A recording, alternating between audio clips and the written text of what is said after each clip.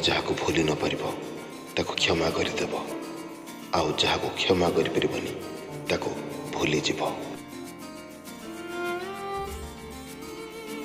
ସିଏ ସେତେବେଳେ ଆମକୁ ଖୋଜନ୍ତିନି ଯେତେବେଳେ ଆମେ ଏକୁଟିଆ ପଡ଼ିଯାଉ। ଲୋକ ତ ସେତେବେଳେ ଆମକୁ ମନେ ପକାନ୍ତି ଯେତେବେଳେ ସିଏ ଏକୁଟିଆ ହୋଇଯାଆନ୍ତି।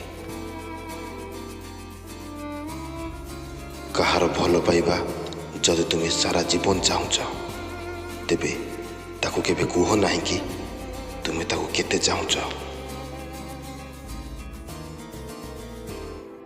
ଯଦି କେହି ବାରମ୍ବାର ତୁମ ସହ କଥା ହେବା ପାଇଁ ବାହାନା ଖୋଜୁଛି, ତାହେଲେ ଏ କଥା ବୁଝିଯାଅ ତୁମେ ତା ପାଇଁ ବହୁତ ଖାସ୍ ମଣିଷ ଅଟ।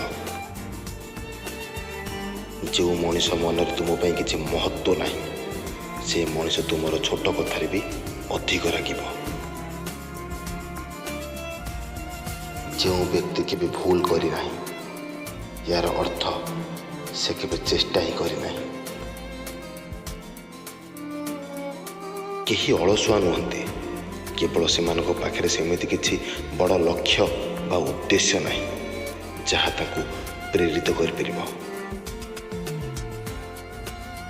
ସଫଳ ତ ସେଇମାନେ ହୁଅନ୍ତି ଯିଏ ଅନ୍ୟର କଥା ଉପରେ ନୁହେଁ, ନିଜ କର୍ମ ଉପରେ ଭରସା ରଖିଥାନ୍ତି।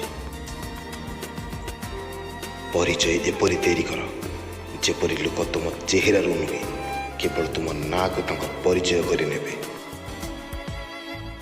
ଓଜନ ତୁମ ଶବ୍ଦରେ ଦିଅ, କଣ୍ଠ ସ୍ୱରରେ ନୁହେଁ, କାରଣ ଫସଲ ବର୍ଷାରେ ହୋଇଥାଏ, ଅଧିକ ବନ୍ୟାରେ ନୁହେଁ। ବହୁତ ଯାତନା ସହିବାକୁ ପଡ଼ିଥାଏ ସଫଳତାର ଶିଖରରେ ପହଞ୍ଚିବାକୁ, ହେଲେ କିଛି ଅଳସୁଆ ୟାକୁ ଭାଗ୍ୟର ବରଦାନ ବୋଲି କହି ବାହାନା କରିଥାନ୍ତି। ଭଲରେ ହାତକୁ ଦେଖିନିଅ, ସଫଳତା ତୁମ ହାତରେ ହିଁ ଅଛି, ହେଲେ ତାହା ହାତ ରେଖାରେ ନୁହେଁ, ବରଂ ହାତର ପରିଶ୍ରମରେ ଅଛି। ଜୀବନରେ ଗୋଟିଏ ସରଳ ମନ୍ତ୍ର ମନେ ରଖିଦିଅ କି ମୁଁ ସେ ପର୍ଯ୍ୟନ୍ତ ଚେଷ୍ଟା କରି ଚାଲିବି ଯେଉଁ ପର୍ଯ୍ୟନ୍ତ ମୁଁ ମୋ ଲକ୍ଷ୍ୟସ୍ଥଳରେ ନ ପହଞ୍ଚିଛି।